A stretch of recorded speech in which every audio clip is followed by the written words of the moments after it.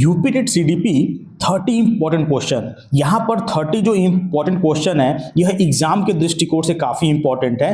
तो एग्जाम से पहले अगर आप इसे एक बार देख लेते हैं तो आपके बहुत सारे डाउट्स सीडीपी के क्लियर हो जाएंगे। तो सबसे पहले हम यहाँ बात करेंगे क्वेश्चन नंबर 1 की। और क्वेश्चन नंबर 1 क्या दिया हुआ है? क्वेश्चन नंबर 1 यहाँ पर कह रहा है कि संज्ञानात्मक विकास सिद्धांत किसने दिया, यानी संज्ञानात्मक विकास का जो सिद्धांत है वो किसने दिया। तो यहाँ पर आपको क्वेश्चन इंग्लिश में और हिंदी दोनों में आपको मिलेगा, ठीक है ना। तो यहाँ पर आप अगर आप इंग्लिश मीडियम के हैं तो आप इंग्लिश मीडियम से आप इसे देख सकते हैं, और अगर आप हिंदी मीडियम के हैं तो आप इसे हिंदी मीडियम के माध्यम से देख सकते हैं। यहाँ पर दोनों आंसर आपको मिलेंगे हिंदी और इंग्लिश में। तो यहाँ पर पूछा गया है कि संज्ञानात्मक विकास सिद्धांत किसने दिया। तो संज्ञानात्मक विकास का जो सिद्धांत है उसको दिया था जीन पियाजे ने। किसने दिया था? जीन पियाजे ने दिया था, ठीक है ना। क्वेश्चन नंबर 2 देखते हैं। क्वेश्चन नंबर 2 दिया हुआ है यहाँ पे कि यहां पर बोला है कि पियाजे के संज्ञानात्मक विकास की पहली अवस्था कौन सी है। तो पियाजे के संज्ञानात्मक विकास की जो पहली अवस्था है उसको बोलते हैं संवेदी गामक। क्या बोलते हैं उसको? संवेदी गामक बोलते हैं, ठीक है ना।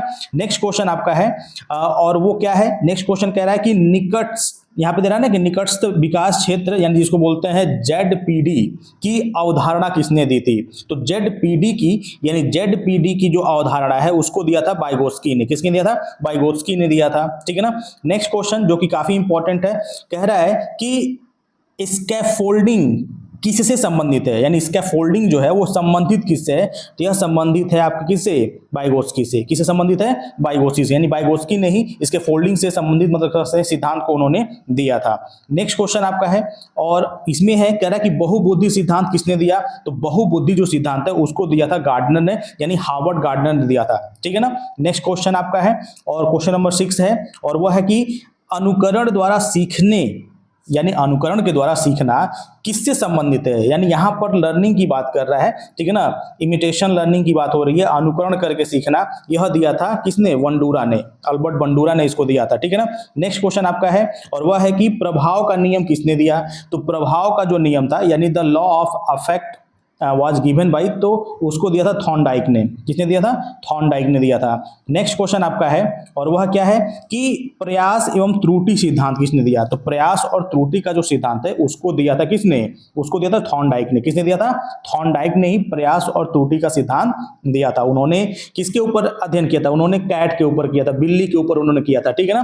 कैट के ऊपर उन्होंने एक्सपेरिमेंट करके बिल्ली को उन्होंने एक पिंजड़े में बंद करके, एक पिंजड़े में बिल्ली को क्या किया था? उन्होंने बंद कर दिया था और बंद करने के बाद उन्होंने उसमें एक ऐसा स्विच लगाया था जो मतलब दबने से पिंजरा खुलता था। और वो क्या किया उन्होंने? बिल्ली को उन्होंने पिंजरे में बंद करके उन्होंने पिंजरे के बाहर उन्होंने दूध रखा, ठीक है ना, और बिल्ली को पिंजरे में बंद कर दिया। तो जब बिल्ली को भूख लगी तो वो दूध पीने के लिए उस पिंजरे में वो छटपटाने लगी, कूदने लगी।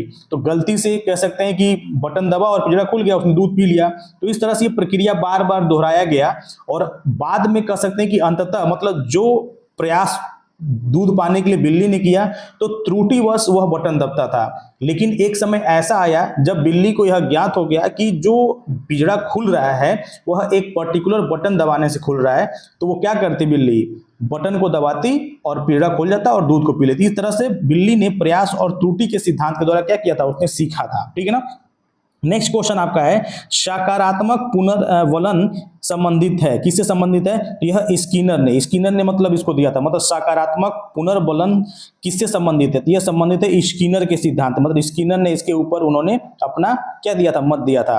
और नेक्स्ट क्वेश्चन आपका दिया हुआ है कि नैतिक विकास सिद्धांत किससे संबंधित है, यानी यहाँ पे मोरल डेवलपमेंट थ्योरी किससे संबंधित है? तो यह कोहल वर्ग से, यानी कोहल वर्ग के मतलब कह सकते हैं सिद्धांत से यह संबंधित है आपका नैतिक विकास का सिद्धांत, ठीक है ना, मोरल डेवलपमेंट। और नेक्स्ट क्वेश्चन आपका है मनोविश्लेषणात्मक सिद्धांत किससे संबंधित है?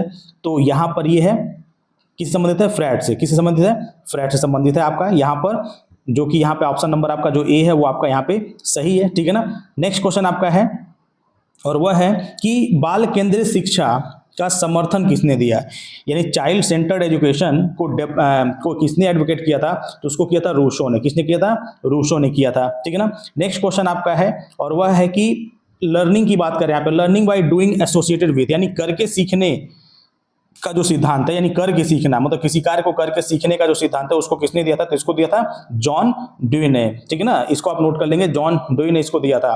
नेक्स्ट क्वेश्चन आपका है आरटीई से क्वेश्चन है, कह रहा है कि आरटीई अधिनियम किन बच्चों पर लागू होता है, यानी आरटी एक्ट किसको कवर करता है, किन चिल्ड्रंस को कवर करता है, तो ये कवर करता है 6 to 14 ईयर के बच्चों का, यानी जिसमें बताया गया क्लास ईयर तक के बच्चों को निःशुल्क और अनिवार्य शिक्षा की बात किया जाता है, ठीक है ना। नेक्स्ट क्वेश्चन आपका है समावेशी शिक्षा का अर्थ क्या है, ठीक है ना। समावेशी शिक्षा जहां पर हर तरह के वर्ग के बच्चों को एक ही जगह पे क्या किया जाता है, एजुकेशन दिया जाता है, तो इसमें इसका ऑप्शन हो जाएगा आपका सभी बच्चों को साथ शिक्षा देना, यही आपका समावेशी शिक्षा का क्या है, मेन कह सकते हैं कि अर्थ है। और नेक्स्ट क्वेश्चन आपका है वह है कि विकास सिर से पैर की ओर होता है, यह सिद्धांत किसने दिया था, तो डेवलपमेंट, यहाँ पे बात कर रहा है डेवलपमेंट की बात कर रहा है कि हेड टू टोए, तो उसको किसने दिया था, इसको दिया था आपका सेफेल एक्चुअल दिया था। आप इसको ऑप्शन नंबर बी यहाँ पे आपका सही है, ठीक है ना। नेक्स्ट क्वेश्चन आपका है यहाँ पे क्वेश्चन नंबर 17 जो है वो कह रहा है कि बुद्धि लब्धि आईक्यू की अवधारणा किसने दिया था, तो इसको किसने दिया था, इसको अल्फ्रेड बिनेट ने दिया था, ठीक है ना। ऑप्शन नंबर यहाँ पर जो आपका ए है वो आपका यहाँ पे सही है, ठीक है ना। नेक्स्ट क्वेश्चन की तरफ बढ़ते हैं। नेक्स्ट क्वेश्चन है आपका कि समाजीकरण का सबसे महत्वपूर्ण साधन क्या है, तो समाजीकरण का सबसे महत्वपूर्ण साधन आपका फैमिली है, यानी परिवार है, ठीक है ना। बच्चा परिवार से सबसे अधिक सीखता है, यानी सामाजिक जो बच्चे के अंदर आती है, यानी समाजीकरण का सबसे महत्वपूर्ण साधन जो बनता है वो परिवार से ही बनता है, ठीक है ना। और नेक्स्ट क्वेश्चन आपका है और वह है कि प्रत्येक बालक अद्वितीय है, यह किससे संबंधित है, यानी हर बालक क्या है अद्वितीय होता है, यह संबंधित किससे है, ये आपका संबंधित है इंडिविजुअल डिफरेंसेस से संबंधित है, यानी ऑप्शन नंबर बी यहाँ पे क्या है संबंध, यहाँ पे आपका ऑप्शन नंबर बी सही है, ठीक है ना। नेक्स्ट क्वेश्चन आपका है जो कि कह रहा है कि अकेंद्रिकता किस अवस्था की विशेषता है, तो यह आपका किसका है, यह आपका प्री ऑपरेशनल से है, यानी प्री ऑपरेशनल स्टेज से संबंधित है, यानी ऑप्शन नंबर यहाँ पे क्या है बी आपका सही है। नेक्स्ट क्वेश्चन जो कि यहाँ पर है कह रहा है कि रचनावाद के अनुसार, यानी यहाँ पे रचनावाद के अनुसार क्या है, तो रचनावाद के अनुसार यहाँ पर कह सकते हैं कि जो लर्नर होता है वो कंस्ट्रक्ट नॉलेज, यानी शिक्षार्थी स्वयं ज्ञान का निर्माण करता है, यानी ऑप्शन नंबर बी यहाँ पे क्या आपका सही है। नेक्स्ट क्वेश्चन आपका है और यह है कि शिक्षण के दौरान किया जाने वाला मूल्यांकन, यानी जब आप पढ़ा रहे होते हैं तो पढ़ाने के दौरान जो आप मूल्यांकन करते हैं उसको क्या बोलते हैं, तो इसको बोलते हैं फॉर्मेटिव असेसमेंट, क्या बोलते हैं फॉर्मेटिव असेसमेंट बोलते हैं, ऑप्शन नंबर बी यहाँ पे क्या आपका सही है। नेक्स्ट क्वेश्चन आपका है और वह है कि आंतरिक प्रेरणा को क्या कहते हैं, यानी motivation from with in is called, यानी आंतरिक प्रेरणा की बात अगर करें तो इसको क्या बोलते हैं, इसको बोलते हैं इंट्रिंसिक मोटिवेशन, ठीक है ना, यानी ऑप्शन नंबर बी यहाँ पे क्या आपका सही है। नेक्स्ट क्वेश्चन आपका है कि प्रतिभाशाली जो बच्चे होते हैं वो सामान्यतः होता है, यानी प्रतिभाशाली बच्चों में सामान्यतः होता है क्या, हाई आईक्यू लेवल, यानी उनकी जो आईक्यू लेवल होती है वो क्या होती है काफी ज्यादा हाई होती है, ठीक है ना। नेक्स्ट क्वेश्चन आपका दिया हुआ है यहाँ पर कि अनुबंधन द्वारा सीखना संबंधित है, तो अनुबंधन द्वारा जो सीखना है वो किससे संबंधित है, वो संबंधित है आपका बिहेवियरिज्म से संबंधित है, ठीक है ना, यानी ऑप्शन नंबर ये यहाँ पे आपका सही है।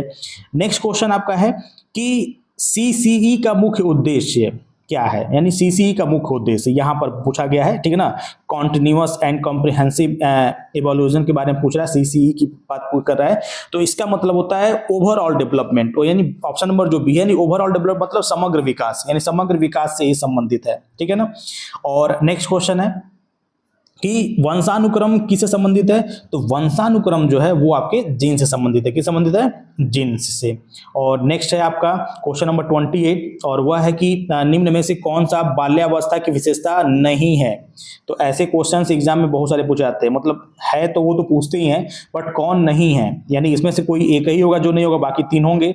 तो यहाँ पर आपको देखिए क्यूरियोसिटी, क्रिएटिविटी, रिगिडिटी, एक्टिविटी, तो यहाँ पर जो ऑप्शन नंबर आपका जो सी है, ठीक है ना, रिगिडिटी, ये आपका नहीं है, यानी यह आपके बाल्यावस्था की विशेषता नहीं है। और नेक्स्ट क्वेश्चन आपका है और वह है आपका पर्यावरण के साथ समायोजन की प्रक्रिया कहलाती है, तो समायोजन यानी पर्यावरण के साथ यह कहलाती है एडाप्टेशन, क्या कहलाती है, एडाप्टेशन कहलाती है, ऑप्शन नंबर ए यहाँ पे बिल्कुल सही है। और नेक्स्ट क्वेश्चन है जो कि लास्ट क्वेश्चन है 30 नंबर का और यह है कि अवलोकनात्मक अधिगम पर बल किसने दिया, तो अवलोकनात्मक अधिगम पर बल दिया था किसने, अल्बर्ट बंडूरा ने, यानी ऑप्शन नंबर ए यहाँ पे क्या आपका सही है। तो यह सीडीपी के आपके क्या थे 30 इंपॉर्टेंट क्वेश्चन थे, इसको अगर आप एक बार देख लेते हैं तो आई थिंक आपके बहुत सारे क्या हो जाएंगे, डाउट्स क्लियर हो जाएंगे, ठीक है ना। अगर आपको वीडियो अच्छी लगी हो तो आप उसको क्या करेंगे, शेयर करेंगे, अपने दोस्तों के साथ सजेस्ट करेंगे और बेल आइकन दबाना नहीं भूलेंगे और चैनल को सब्सक्राइब कर लेंगे, ठीक है। धन्यवाद।